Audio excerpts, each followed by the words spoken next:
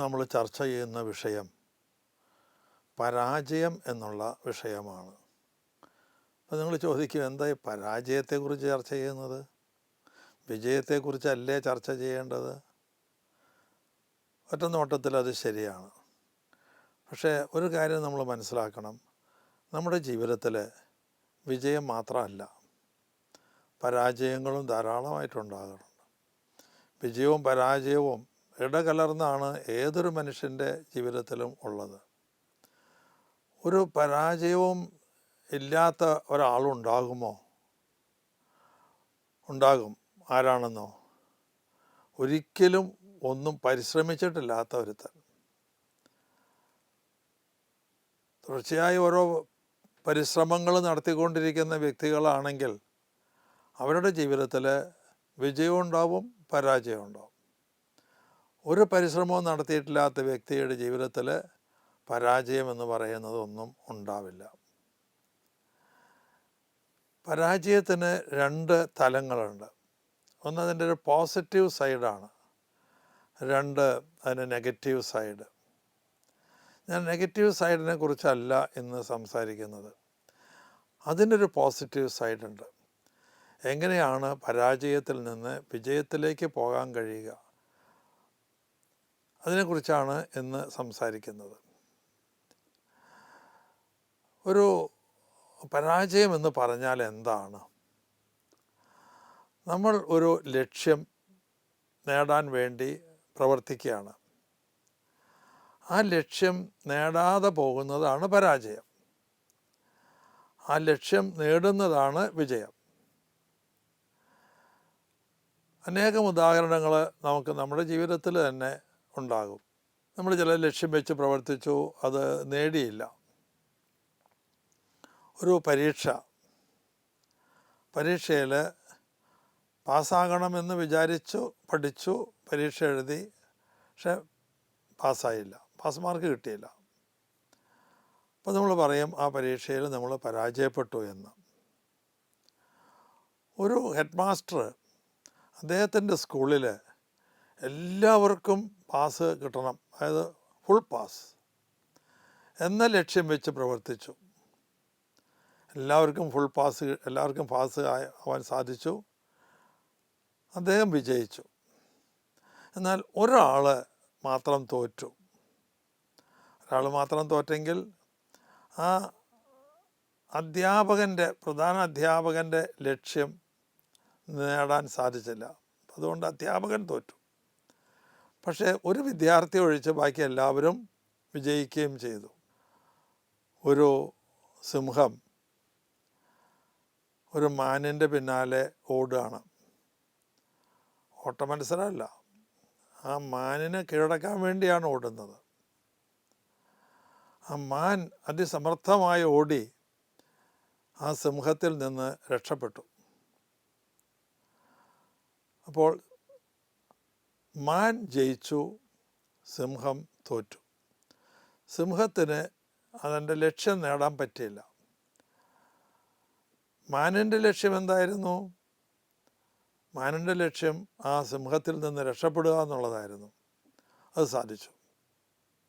ഇനി സിംഹത്തിന് മാനിനെ പിടിക്കാൻ പറ്റണമെങ്കിൽ സിംഹത്തിന് മാനിനേക്കാൾ വേഗത ഉണ്ടാവണം.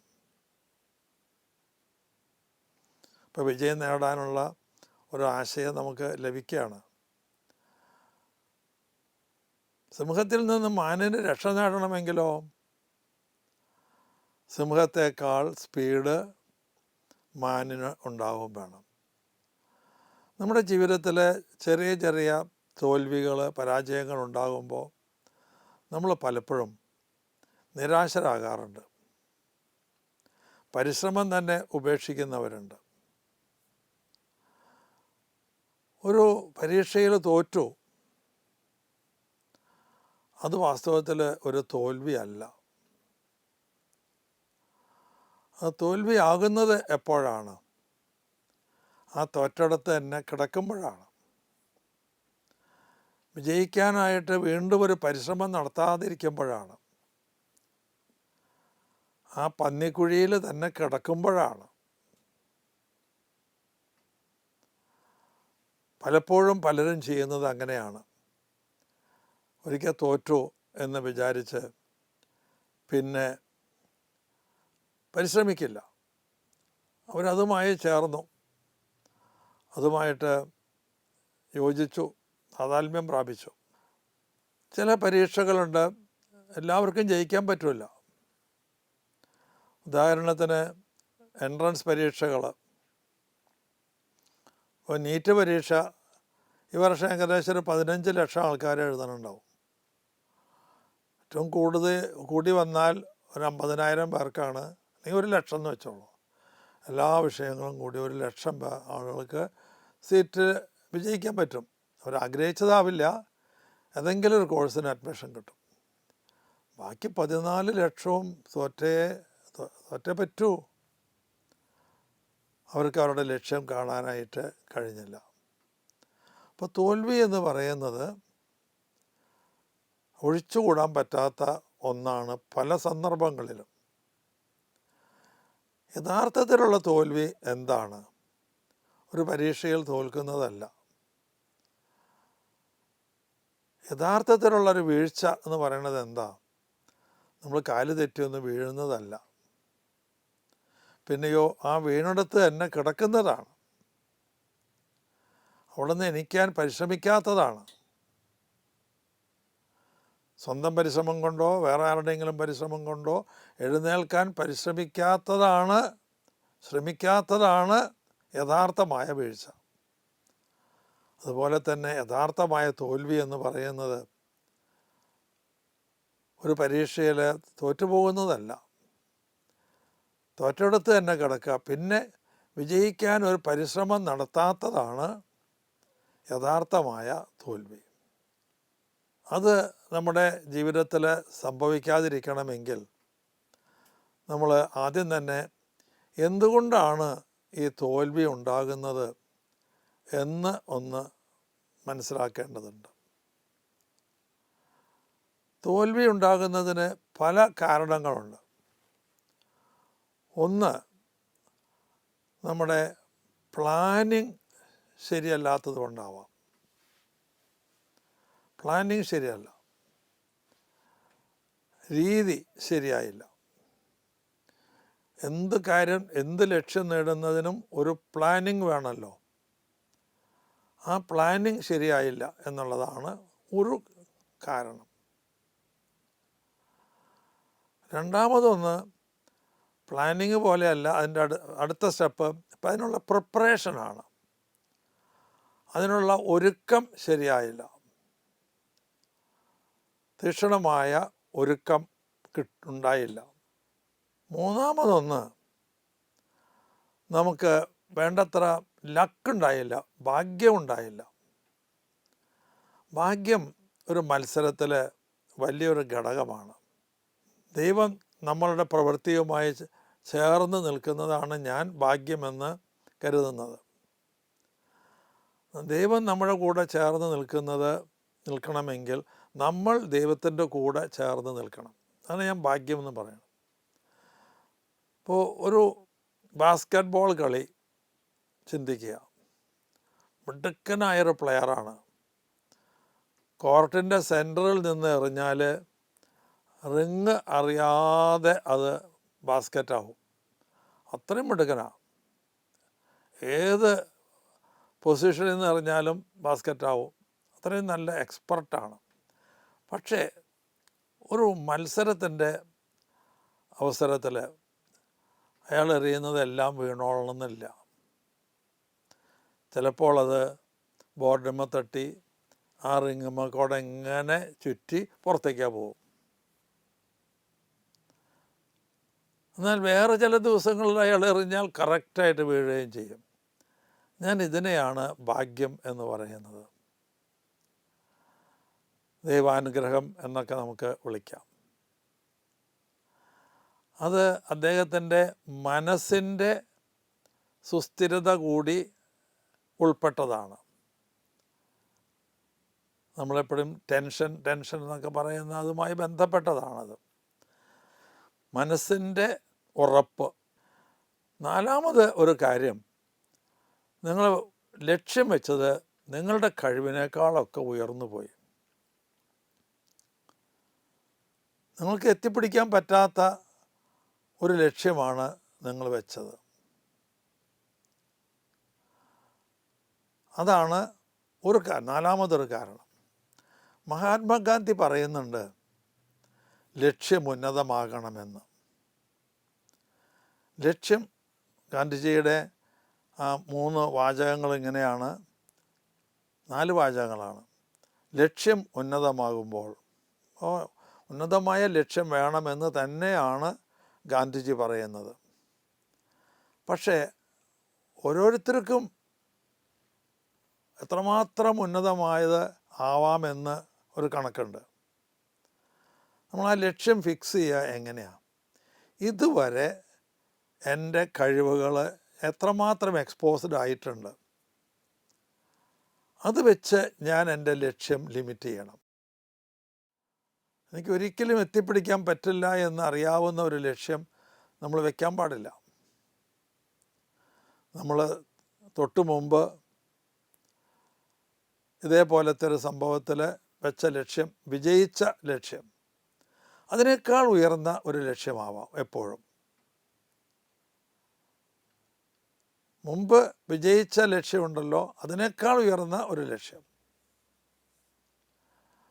ഒരു ഹൈ ജമ്പുകാരനാണ്. കഴിഞ്ഞ പ്രാവശ്യം 5-8 ചാടിയിട്ടുണ്ട്. അപ്പോൾ അയാൾ അടുത്ത പ്രാവശ്യം മത്സരത്തിൽ 8നേക്കാൾ ഉയർന്ന ഒരു ലക്ഷ്യം വെച്ച് ചാടണം. അപ്പോൾ ലക്ഷ്യം വയ്ക്കുന്നതിൽ തെറ്റ് പറ്റാൻ പാടില്ല. ഗാന്ധിജി പറഞ്ഞത് ലക്ഷ്യം ഉന്നതമാകുമ്പോൾ. അടുത്ത വരി മാർഗം ശുദ്ധമാകുമ്പോൾ. അതും വളരെ പ്രധാനപ്പെട്ടതാണ്. ലക്ഷ്യം മാത്രമല്ല പ്രധാനപ്പെട്ടത്, ആ ലക്ഷ്യം നേടാൻ നമ്മൾ സ്വീകരിക്കുന്ന മാർഗം, ആ മാർഗം ശുദ്ധമാകണം. ഒരു വളഞ്ഞ വഴിയിൽ കൂടെ ലക്ഷ്യം നേടാനായിട്ട് സാധിച്ചേക്കും. അപ്പം ലക്ഷ്യം എത്താതെ പോകുന്നതാണ് തോൽവി. ആ തോൽവി എപ്പോഴും ഒരു നല്ല മാർഗത്തെ, ശരിയായ മാർഗത്തെ അവലംബിച്ചത് കൊണ്ടാണ് എങ്കിൽ നിങ്ങൾക്ക് സങ്കടപ്പെടാനില്ല. അപ്പോൾ മാർഗം ശുദ്ധമാകുമ്പോൾ, തപസ് കഠിനമാകുമ്പോൾ. തപസ് എന്ന് പറയുന്നത് കണ്ണടച്ചിരിക്കുന്നതിലല്ല. കണ്ണടച്ചിരിക്കുന്നത് വേറെ, അറ്റൻഷൻ വേറെ എങ്ങും പോകാതിരിക്കാനാണ്. അപ്പോൾ പൂർണ്ണമായി നമ്മുടെ ശ്രദ്ധ നമ്മൾ ചെയ്യുന്ന കാര്യത്തിൽ ചെലുത്തുക. അങ്ങനെ വരുമ്പോൾ വിജയിക്കാതിരിക്കാൻ പറ്റില്ല. ഉന്നതമായ ലക്ഷ്യം വെച്ചു, അതുപോലെ ശരിയായ മാർഗം നമ്മൾ സ്വീകരിച്ചു, കഠിനമായ ട്രെയിനിങ് അതിലൂടെ കടന്നുപോയി. ഇനിയുള്ളത് തമ്പുരാൻ്റെ ഒരു ചെറിയ തലോടലാണ്. അതിന് തമ്പുരാനോട് ചേർന്ന് നിന്ന് കഠിനാധ്വാനം ചെയ്യുക. Work with him. നമ്മളെ തന്നെ തമ്പുരാൻ്റെ കൂടെ നിന്ന് ട്രെയിൻ ചെയ്യുക. ഇത്രയുമൊക്കെ ചെയ്താൽ വിജയിക്കാനായിട്ട് കഴിയും. അപ്പോൾ നമുക്കൊരു പരാജയമുണ്ടായാൽ നമ്മൾ നിരാശപ്പെട്ടു പോകുകയല്ല ചെയ്യേണ്ടത്. എന്തുകൊണ്ട് പരാജയമുണ്ടായി എന്ന് നിങ്ങൾ പരിശോധിക്കണം. നിങ്ങൾക്ക് അത് ചെയ്യാൻ പറ്റിയില്ലെങ്കിൽ നിങ്ങളെപ്പറ്റി അറിയാവുന്ന, നിങ്ങൾ തോറ്റ വിഷയം എന്താണോ അതേപ്പറ്റി അറിയാവുന്ന ഒരു വ്യക്തിയോട് അഭിപ്രായം ആരായണം. ഒരു കൗൺസിലിംഗ് എന്ന് ഞാൻ പറയും.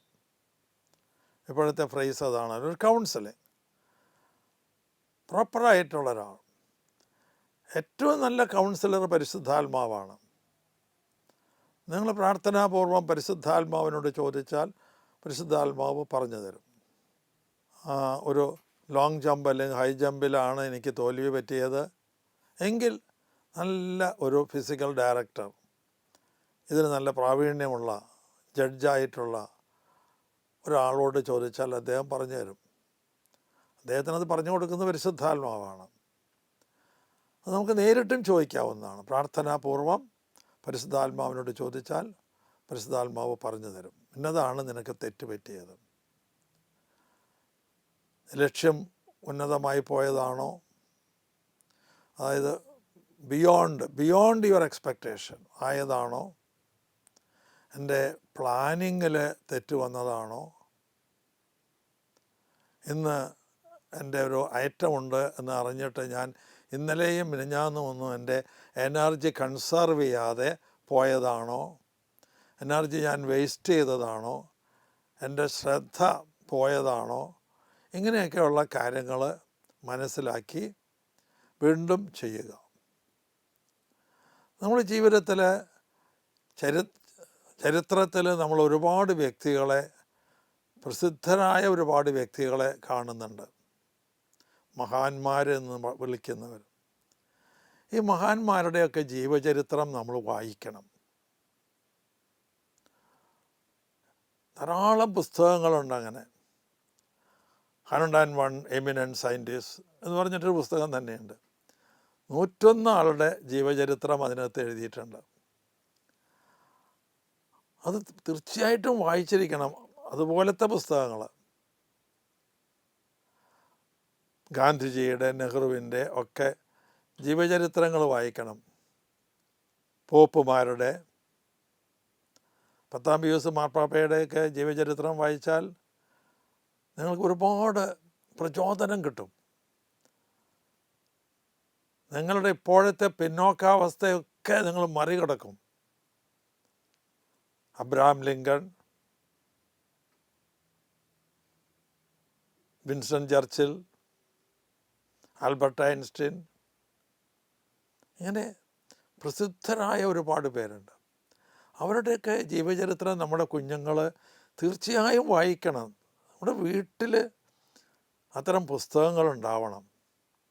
തൊട്ടടുത്ത വീടുകൾ അത്തരം പുസ്തകങ്ങൾ പരസ്പരം കൈമാറണം. ഒരു മാസം ഈ വീട്ടിലിരുന്നു, അടുത്ത മാസം തൊട്ടടുത്തൊരു വീട്ടിൽ. ഒരു ഫ്ലാറ്റിലാണെങ്കിൽ 10-12 വീടുകളിൽ ഓരോരുത്തർ ഒരു പുസ്തകം ഉണ്ടായാൽ മതിയാവും. അത് പരസ്പരം കൈമാറി കുട്ടികൾ വായിച്ചു. അതിനേക്കാളൊക്കെ നല്ലത് നമ്മുടെ വീട്ടിൽ ഏതാനും പ്രചോദനാത്മകമായ പുസ്തകങ്ങൾ, ഏറ്റവും പ്രചോദനാത്മകമായ പുസ്തകങ്ങൾ ഏതാണെന്നാണ് വിചാരിക്കുന്നത്? അത് ജീവചരിത്രങ്ങളാണ്. ജീവചരിത്രങ്ങൾ, ഓരോ മഹാന്മാർ പറഞ്ഞിട്ടുള്ള കാര്യങ്ങൾ, ഇതൊക്കെയാണ്. അങ്ങനെ നോക്കുമ്പോൾ വിശുദ്ധ ബൈബിൾ അതൊരു വളരെ പ്രചോദനാത്മകമായ പുസ്തകമാണ്. യേശു പറഞ്ഞ ഒരുപാട് കാര്യങ്ങൾ, പ്രവാചകർ പറഞ്ഞ കാര്യങ്ങൾ, ദൈവം പറഞ്ഞ ഒരുപാട് കാര്യങ്ങൾ, നല്ല കാര്യങ്ങളാണൊക്കെ അതിനകത്തുള്ളത്. ഇതൊക്കെ പരസ്പരം വായിക്കണം. ഞാൻ പെട്ടെന്ന് 1-2 കാര്യങ്ങൾ ഓർക്കുകയാണ്. അതിലൊന്ന് ആൽബർട്ട് ഐൻസ്റ്റീനെ കുറിച്ചാണ്. ആൽബർട്ട് ഐൻസ്റ്റീൻ 4-ാമത്തെ വയസ്സ് വരെ സംസാരിക്കാത്തൊരു വ്യക്തിയാണ്. സംസാരിക്കാൻ കഴിയില്ലായിരുന്നു. പ്രസംഗമല്ല പറയണേ, വായ തുറന്ന് പറയാൻ പറ്റാത്ത ഒരു വ്യക്തിയായിരുന്നു. അദ്ദേഹത്തിനെ കുറിച്ച് അദ്ദേഹത്തിൻ്റെ സ്കൂൾ റെക്കോർഡുകളിൽ അത്ര നല്ല റിമാർക്കുകളൊന്നും അല്ല ഉള്ളത്. അദ്ദേഹം പഠിച്ചത് പോളിടെക്നിക്കിലാണ്, എഞ്ചിനീയറിംഗ് കോളേജിലൊന്നുമല്ല, പോളിടെക്നിക്കിൽ ചേരാൻ 3 പ്രാവശ്യം പരീക്ഷ എഴുതി, 3 പ്രാവശ്യം തോറ്റു. 4-ാം പ്രാവശ്യമാണ് അദ്ദേഹം ജയിച്ചത്. അപ്പോൾ തോൽവി. അദ്ദേഹം അവിടെ തന്നെ കിടന്നിരുന്നെങ്കിലോ, അവിടെ തന്നെ ഒരാളും തോറ്റില്ലേ, 2 പ്രാവശ്യം തോറ്റു, ഇനി വേണ്ട എന്ന് വിചാരിച്ച് എഴുതാതിരുന്നുവെങ്കിൽ, പരിശ്രമിക്കാതിരുന്നുവെങ്കിൽ അദ്ദേഹം ഇന്ന് ഈ നിലയിലെത്തില്ല. എത്രയോ വലിയൊരു ശാസ്ത്രജ്ഞനായി മാറി അദ്ദേഹം. അപ്പോൾ തുടക്ക കാലഘട്ടത്തിലെ പിന്നോക്കം അടിക്കൽ അതൊന്നും സീരിയസ് ആയി എടുക്കാൻ പാടില്ല. അതിനെ മറികടക്കാനുള്ള പരിശ്രമങ്ങൾ നടത്തണം. ഒരു ട്രാൻസ്ഫോർമേഷൻ വരും. അതെപ്പോഴാണെന്ന് നമുക്ക് പറയാൻ കഴിയില്ല. നിങ്ങൾ പരിശ്രമിച്ചുകൊണ്ടിരുന്നാൽ ഒരു ട്രാൻസ്ഫോർമേഷൻ, ശരീരത്തിൻ്റെയും മനസ്സിൻ്റെയും ആത്മാവിൻ്റെയൊക്കെ ഒരു മാറ്റം അങ്ങ് വരും. നിങ്ങൾ പുതിയ സൃഷ്ടിയായി മാറും. യേശുവും പറഞ്ഞത് അത് തന്നെയാണ്, പുതിയ സൃഷ്ടിയാകുക എന്നുള്ളതാണ് ഏറ്റവും പ്രധാനമെന്ന്.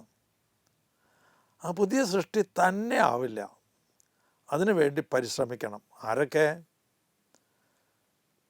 ആ വിദ്യാർത്ഥി പരിശ്രമിക്കണം, അധ്യാപകൻ പരിശ്രമിക്കണം, മാതാപിതാക്കൾ പരിശ്രമിക്കണം. ഒക്കെ എല്ലാ പരിശ്രമങ്ങളും കൂടുമ്പോൾ ഒരു കാലഘട്ടത്തിൽ ഒരു ട്രാൻസ്ഫോർമേഷൻ വരും. ഒരു പുതിയ വ്യക്തി, ഇതുവരെ കണ്ടിട്ടില്ലാത്തൊരു പുതിയ വ്യക്തി. ഇതുപോലെ തന്നെ ഒരു വ്യക്തിയാണ് വിൻസ്റ്റൺ ചർച്ചിൽ. അദ്ദേഹം പഠിക്കാൻ വളരെ മോശമായിരുന്നു. അന്നൊക്കെ പഠിക്കണില്ലെങ്കിൽ കുട്ടികളെ ചൂരലുകൊണ്ട് അടിക്കും. ഞാനൊക്കെ ലോവർ ക്ലാസ്സിൽ പഠിക്കുന്നത് ഒരു ഏകദേശം ഒരു 70 കൊല്ലം മുമ്പാണ്. 75 കൊല്ലം മുമ്പാണ് 1ാം ക്ലാസ്സിലൊക്കെ പഠിക്കുന്നത്. അന്നൊക്കെ ചൂരൽ പ്രയോഗമുള്ള കാലഘട്ടമാണ്. എന്തിന്, ഇപ്പോൾ പോലും ചൂരൽ പ്രയോഗമുണ്ട്, പഠിക്കാത്തവർക്ക് ചൂരൽ പ്രയോഗം. അങ്ങനെ സഹി കെട്ട് ഇദ്ദേഹം സ്കൂള് മാറി. സ്കൂള് മാറിയപ്പോൾ ആദ്യത്തെ സ്കൂളിലെ അധ്യാപകർ അത് ഘോഷിച്ചു, ആഘോഷാക്കി എന്നാണ് പറയണേ. ആഘോഷാക്കി. എങ്ങനെ ആഘോഷാക്കിയത്? ഇദ്ദേഹം സ്കൂള് മാറിയതിന് അര ദിവസത്തെ അവധിയ കൊടുത്തു ആ സ്കൂളിന്. അത്ര ആഘോഷിച്ച വ്യക്തിയാണ്. അദ്ദേഹം മിലിറ്ററി കോളേജിൽ ചേരാനായിട്ട് ശ്രമിച്ചു. മിലിറ്ററി കോളേജിൽ ചേരാൻ ശ്രമിച്ചിട്ട് 2 പ്രാവശ്യം എഴുതി കിട്ടിയില്ല. 3ാം പ്രാവശ്യമാണ് കിട്ടിയത്. എന്നിട്ടോ ഇന്ന് ഇംഗ്ലണ്ട് കണ്ട ഏറ്റവും മഹാനായ പ്രധാനമന്ത്രിയായി മാറി. അങ്ങനെ ഒരുപാട് ഉദാഹരണങ്ങളുണ്ട്. നിങ്ങൾ ചാൾസ് ഡാർവിനെ കുറിച്ച് കേട്ടിട്ടുണ്ടാവും. ചാൾസ് ഡാർവിനെ കുറിച്ച് നല്ല അഭിപ്രായമല്ല തുടക്കത്തിൽ. അദ്ദേഹത്തിന് പലപ്പോഴും അദ്ദേഹത്തിൻ്റെ അപ്പനെ വിളിച്ചു കൊണ്ടുവരേണ്ടി വന്നിട്ടുണ്ട് സ്കൂളിലേക്ക്. അങ്ങനെ ഇടയ്ക്കിടയ്ക്ക് ഇങ്ങനെ സ്കൂളിലേക്ക് പോകേണ്ടി വന്ന അപ്പൻ തോൽക്കാന്ന് വെച്ചാൽ അപ്പൻ പറഞ്ഞു, നിനക്ക് ഈ പട്ടികളുടെയും എലികളുടെയും പിന്നാലെ നടക്കാനല്ലാണ്ട് വല്ലതും അറിയാമടാ എന്ന് ചോദിച്ചു. ആ ഡാർവിനാണ് പിന്നീട് പരിണാമ സിദ്ധാന്തം കണ്ടുപിടിച്ചത്. ഇങ്ങനെയൊക്കെ ഒരുപാട് ഉദാഹരണങ്ങളുണ്ട്. ചിലപ്പോൾ നമ്മുടെ തോൽവി നമ്മുടെ കുഴപ്പം കൊണ്ടാവില്ല. ഞാൻ അതിനൊരു ഉദാഹരണം പറയാം, അത് ശ്രദ്ധിക്കുന്നത് നല്ലതാണ്. നമ്മുടെ യേശുദാസ് ഉണ്ടല്ലോ, ഗാനഗന്ധർവൻ യേശുദാസ്. അദ്ദേഹം ചെറുപ്പത്തിലെ ഒരു ഇൻ്റർവ്യൂവിന് പോയി, ആകാശവാണിയിലെ ഒരു ഇൻ്റർവ്യൂവിന് പോയി. അപ്പോൾ ഇൻ്റർവ്യൂ കഴിഞ്ഞിട്ട് ഇൻ്റർവ്യൂ ബോർഡ് പറഞ്ഞു, താങ്കളുടെ സ്വരം മൈക്രോഫോണിന് യോജിച്ചതല്ല എന്ന്. അങ്ങനെ അദ്ദേഹത്തിന് ഇൻ്റർവ്യൂവിൽ സെലക്ഷൻ കിട്ടിയില്ല. ആ വ്യക്തിയാണ് പിന്നീട് ഗാനഗന്ധർവനായത്. ഞാനിത് വായിച്ചപ്പോൾ എനിക്ക് തോന്നി, അവിടെ തോറ്റത് യേശുദാസല്ല, തോറ്റത് മൈക്രോഫോണാണ്. ആ മൈക്രോഫോൺ കൈകാര്യം ചെയ്ത ആൾക്കാരുമാണ്. അപ്പോൾ ചിലപ്പോൾ നമ്മൾക്ക് പറ്റുന്നത് തെറ്റ് നമ്മുടെ തെറ്റുകൊണ്ടാവണമെന്നില്ല. ഒരു കാര്യം, തോൽവി പറ്റി ഒരിക്കലും അവിടെ കിടക്കരുത്. ആ സിംഹം മാൻ രക്ഷപ്പെട്ടു എന്ന് പറഞ്ഞിട്ട് പിന്നെ ഒരു മാനിൻ്റെയും പുറകെ പോകാണ്ടിരുന്നാൽ എന്ത് സംഭവിക്കും? അത് പട്ടിണി കിടന്ന് ചാവും. അപ്പോൾ നമ്മൾ ചെയ്യേണ്ടത് എപ്പോഴും പരാജയമുണ്ടായാൽ എന്തുകൊണ്ടാണ് എന്ന് മനസ്സിലാക്കുക, അതിന് പരിഹാരം ചെയ്ത് വിജയത്തിലേക്ക് കടക്കാനായിട്ട് ശ്രമിക്കുക. ദൈവം നമ്മളെല്ലാവരെയും സമൃദ്ധമായി അനുഗ്രഹിക്കട്ടെ എന്ന് പ്രാർത്ഥിച്ചുകൊണ്ട് വാക്കുകൾ ഉപസംഹരിക്കുന്നു.